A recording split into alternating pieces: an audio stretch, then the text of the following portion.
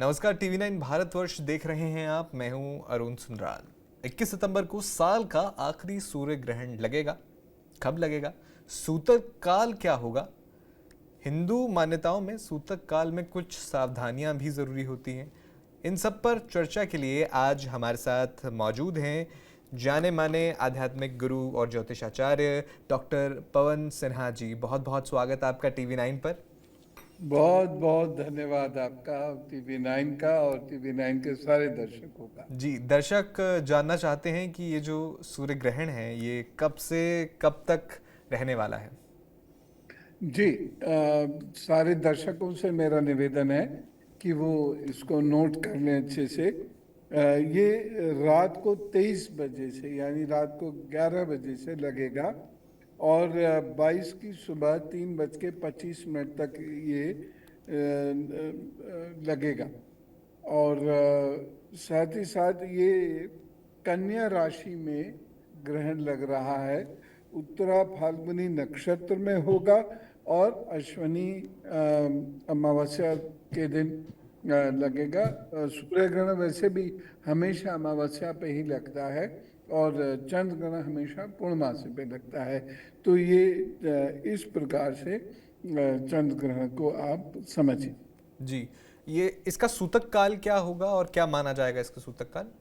क्योंकि ये ग्रहण जो लग रहा है ये ऑस्ट्रेलिया, न्यूजीलैंड, अंटार्कटिका और इसकी इसके मध्य आने वाले जो देश हैं उन उन पर लग रहा है। यानी भारत में नहीं दिखाई देगा। भारत में ये दृश्य नहीं है। तो चंद्र ग्रहण हो या सूर्य ग्रहण हो, जहाँ ये दिखता है वहीं सूतक काल होता है, जहाँ ये नहीं दिखता वहाँ सूतक काल नहीं होता है। तो इस चंद्र ग्रहण सूर्य ग्रहण का कोई सूतक काल नहीं होगा। जी, अगर सूतक काल नहीं है तो राशियों पर भी इसका प्रभाव पड़ने वाला है या नहीं? माइनर सा प्रभाव पड़ेगा, जी क्योंकि आकाश में तो एक घटना हो ही रही है। तो वो एक माइनर सा इम्पैक्ट आएगा। बहुत डिटेल इम्पैक्ट जिसे कहते हैं हम, वो नहीं आएगा। जी, आपने बात की कि जो सूर्य ग्रहण है वो भारत में बहुत ज़्यादा इसका प्रभाव या नहीं देखने को मिलेगा, लेकिन जो दूसरे देश हैं अगर वहाँ पर जो लोग रह रहे हैं उनके लिए किस तरह का प्रभाव होगा और क्या इन जगहों पर कोई खतरा लोगों के लिए है जहाँ ये दिखाई देगा? जहाँ पर ये ग्रहण दिखाई देगा वहाँ पर समुद्र में उफान या दैवीय आपदाएं जैसे भूकंप आदि से डर है, आग से भय है, और वहाँ के लोगों को केमिकल की प्रॉब्लम से बचने की आवश्यकता है। अब चूंकि हम जिस प्रकार के विश्व में रह रहे हैं, तो जी जहाँ एक और समस्या होती है वहाँ दूसरी ओर उसका प्रभाव दिखाई पड़ता है। तो हो सकता है मार्केट का प्रभाव भारत पे भी आके पड़े। जी यदि भारत की जो 15 अगस्त के हिसाब से हम लग्न मनाते हैं वो वृषभ है, और उसमें कोई नुकसान होता हुआ नहीं दिख रहा, बल्कि उन्नति होती हुई दिख रही है। जी लेकिन इनिशियली एक महीना भारत में थोड़ी सी परेशानी उनकी वजह से रहेगी। उसके बाद यहाँ अच्छा होगा, यहाँ दिक्कत नहीं होगी। आपने जिक्र किया कि राशियों पर भी कुछ प्रभाव देखने को मिल सकता है, तो कौन सी राशियां हैं जिन पर ये प्रभाव होगा और किस तरह का प्रभाव होगा? क्या ये पॉजिटिव रहेगा या फिर नेगेटिव इम्पैक्ट? देखिए, कोई भी प्रभाव होता है राशि पर तो वो 4 तरीकों से मैं बांटता हूँ उसको: बहुत बुरा, बुरा, अच्छा और बहुत अच्छा। तो जो भी ये प्रभाव होगा, जिस भी राशि पर ये प्रभाव होगा, तो वहाँ पर जो व्यक्ति विशेष की कुंडली होगी जी उसके अनुसार ये पता चलेगा कि बहुत बुरा है कि बहुत अच्छा है। एक जनरल सी बात हम जरूर कह सकते हैं यहाँ पर। तो वो कुछ राशियों के बारे में मैं बताना चाहूँगा। जी उसमें थोड़ा सब लोग इसका ध्यान रखें। मेष राशि की यदि हम बात करते हैं तो मेष राशि के लोगों को थोड़ा सा ध्यान रखना होगा। घर गृहस्थी नौकरी आदि का ये ध्यान रखेंगे तो बड़ा अच्छा रहेगा। और हनुमान जी की पूजा करते रहें, अन्न का दान करें, लाल मसूर का दान करें, तो स्थिति इनकी बेहतर रहेगी। जी लेकिन वृषभ राशि वालों के लिए ये अच्छा है। जी हाँ। जी जी, बताइए बताइए, कंप्लीट कीजिए। वृषभ राशि वालों की बात करता हूं तो वृषभ राशि वालों के लिए ये संपन्नता लाएगा। और खास तौर से वो भारतीय जो बाहर जाके इन देशों में बसे हुए हैं, तो उन लोगों के लिए ये अच्छा सिद्ध होगा। तो वृषभ राशि वाले लोगों के लिए तो मैं यही कहूँगा, हैप्पी सूर्य ग्रहण।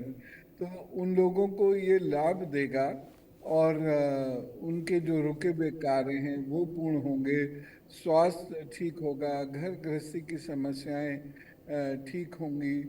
तो कुल मिला के उनके लिए ये अच्छी स्थिति में चीज़ें मुझे दिखाई दे रही हैं। और वृषभ राशि वाले लोगों को चावल का दान जरूर कर देना चाहिए जब ग्रहण पूर्ण हो जाए। और सूर्योदय जब हो तो उस समय चावल का दान ये कर दें। ऐसा भी कर सकते हैं कि ग्रहण पूर्ण होगा 22 तारीख की सुबह 3:25 पर, तो जो लोग जागे में हों वो चावल निकाल के रख दें और सुबह को दे दें, क्योंकि रात में तो कोई मिलेगा नहीं, तो सुबह को दे दें, बड़ा अच्छा रहेगा। ये चावल 8 वर्ष से छोटी कन्याओं को देंगे तो बड़ा अच्छा रहेगा। अन्यथा आप ऐसा भी कर सकते हैं कि किसी मंदिर में दे दें, तो भी ये चलेगा। तो ये दान जरूर कर दें वृषभ राशि के लोग। जी, सूर्य ग्रहण के दौरान कहा जाता है कि कुछ सावधानियां हैं वो बरतना बहुत ज़रूरी हो जाता है। हालांकि भारत में तो इसका प्रभाव इतना नहीं है, लेकिन अगर एक जनरलाइज्ड वे में लोगों को बताया जाए, अगर लोग बाहर के दर्शक भी देख रहे हैं, क्या सावधानियां अपने दिमाग में या उस समय रखनी चाहिए जब ये सूर्य ग्रहण हो? देखिए, सबसे पहली चीज तो ये है कि जहाँ ये सूर्य ग्रहण दिख रहा है वो लोग सूर्य को सीधी आंख से देखने से बचें। ठीक है ना? तो अगर ग्रहण के समय सूर्य से टकटकी बांध कर यदि हम कुछ देखते हैं, चाहे वो आंशिक ही क्यों ना हो सूर्य ग्रहण, तब भी वो आंख पर असर डाल सकता है। तो वैसे भी बिल्कुल एकदम राइजिंग सन जो होता है उसको तो हम देख भी सकते हैं, वो भी थोड़ी सी देर। लेकिन उसके बाद जैसे ही सूर्य का कलर पीला होना शुरू हो फिर उसको देखना नहीं पड़ेगा। दूसरी चीज ये है कि ग्रहण का अब प्रकृति में क्या होता है उस पर तो मानव का नियंत्रण नहीं रहेगा, लेकिन इतना अवश्य है कि उस समय भोजन ना करें।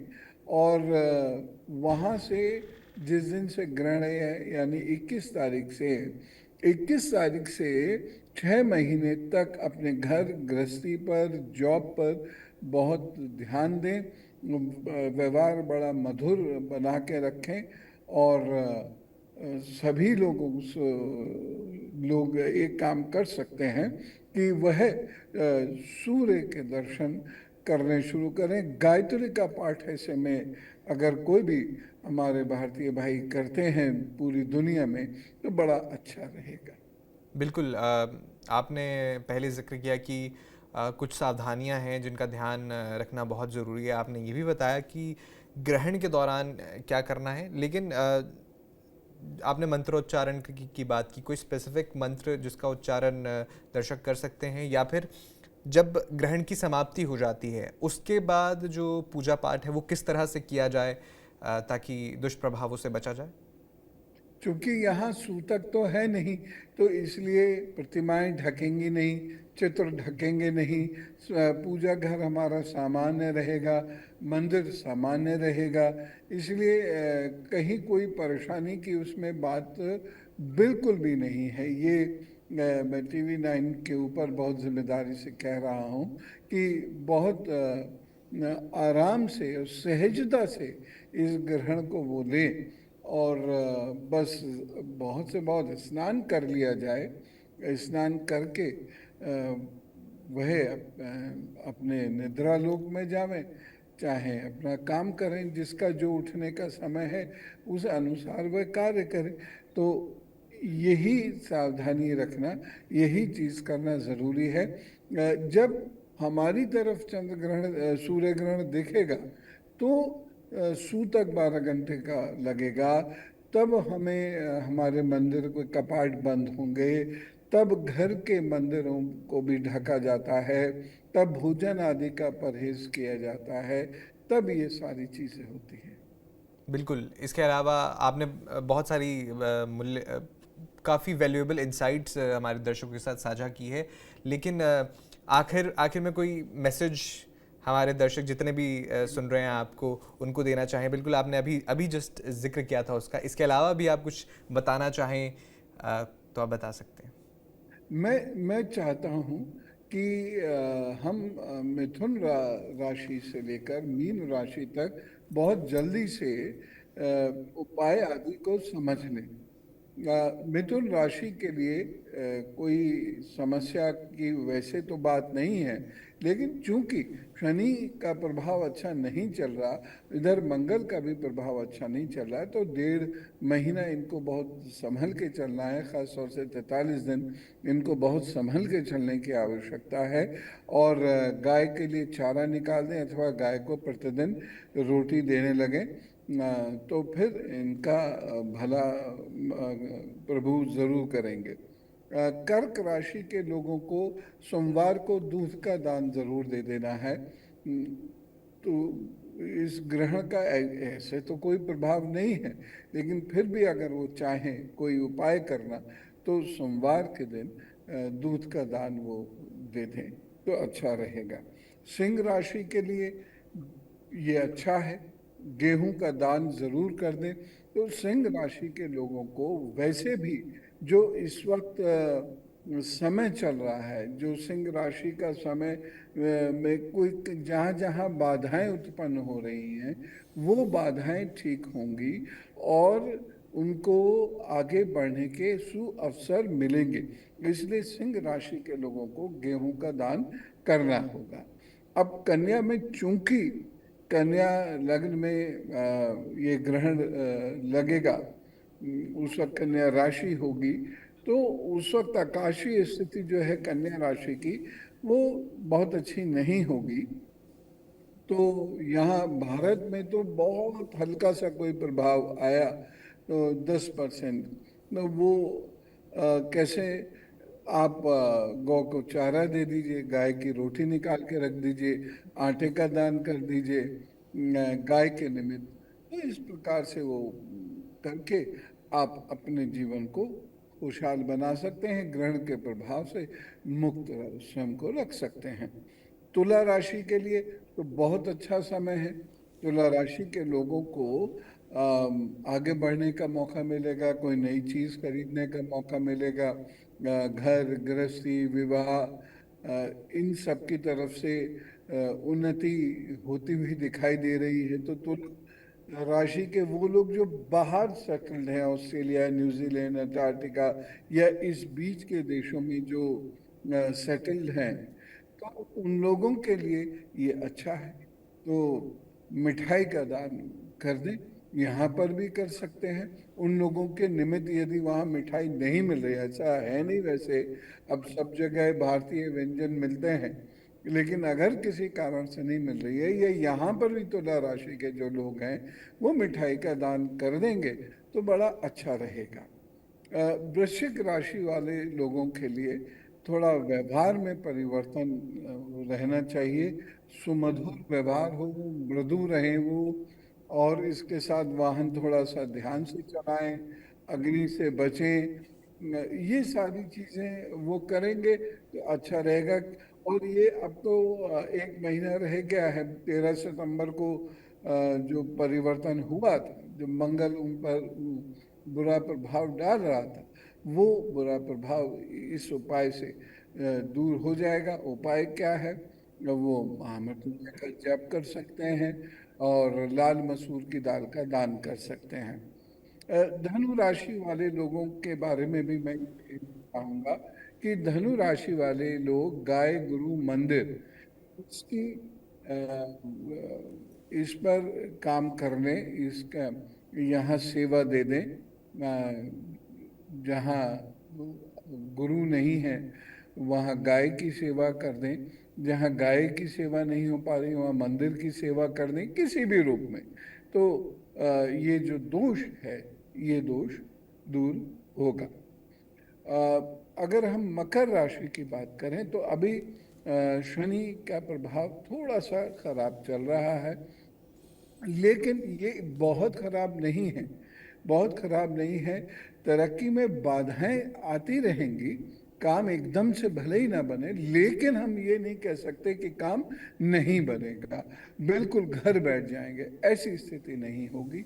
तो वो धीरे धीरे चलते रहिए, आगे बढ़ते रहिए। उड़द के दाल का दान कर दीजिए, सरसों के तेल का दान कर दीजिए। एक चीज मैं यहाँ कुंभ राशि के लिए जरूर कहना चाहूंगा, क्योंकि कुंभ राशि पर आकाशीय स्थिति बहुत अच्छी नहीं है।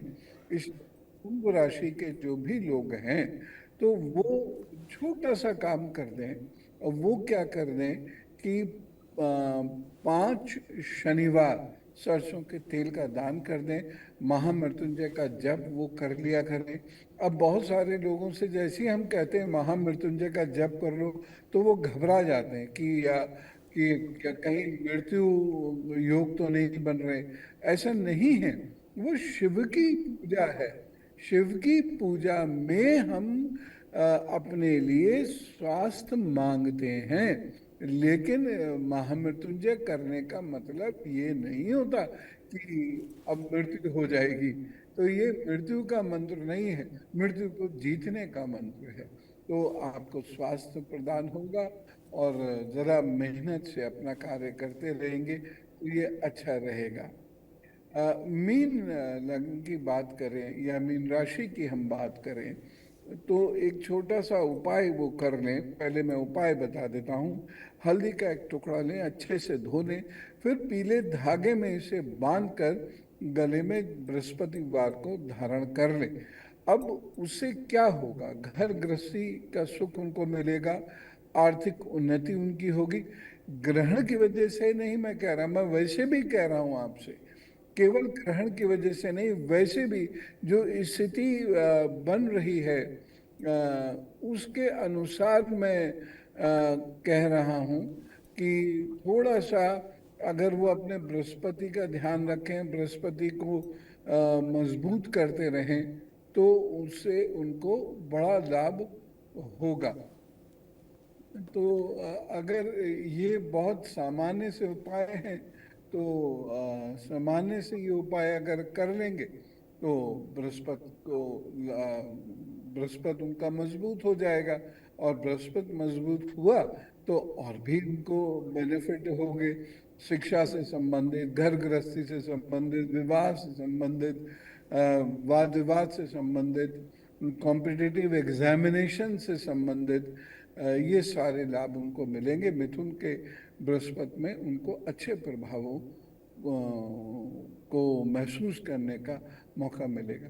तो ये सारी चीजें हैं, ये अगर लोग कर लेंगे, सामान्य से उपाय हैं। और तो केवल ग्रहण का कोई प्रभाव नहीं, वैसे भी हम अगर कहें तो इनसे हमको लाभ मिलेगा। बिल्कुल, आपने बहुत ही हमारे दर्शकों के लिए बहुत वैल्यूएबल इंसाइट्स दी हैं, लेकिन एक महत्वपूर्ण सवाल मैं आपसे पूछना चाहूँगा। जैसे आपने भी जिक्र किया कि जैसे विदेशों में बहुत सारे भारतीय रहते हैं, या गर्भवती महिलाओं के लिए भी कुछ खास सावधानियां होती हैं जो उन्हें इस दौरान बरतना बहुत ज़रूरी होता है? नहीं, यहाँ पर कोई सावधानी नहीं बरतनी, जी। आराम से घूमें, खाएं पिएं, आनंद करें, यहाँ कोई सावधानी बरतने की आवश्यकता नहीं है। जो ऑस्ट्रेलिया, न्यूजीलैंड इधर के देशों में जो लोग हैं और जो भारत के लोग वहाँ गए हुए हैं, उनको क्या करना है, अंदर बैठकर और गायत्री मंत्र का जप कर लेना है।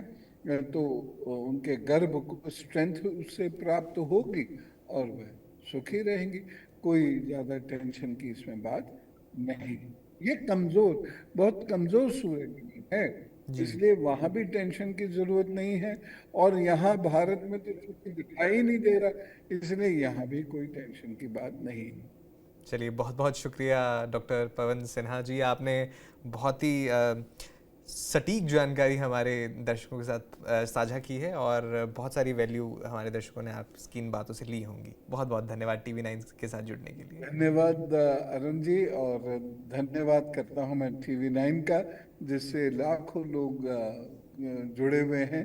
तो मैं पुनः इस बात को कहूँगा कि आनंद से रहें, और कोई परेशानी यदि महसूस हो तो दान कर दें और गायत्री का पाठ करें, अपने आप वो समस्याएं दूर हो जाएंगी।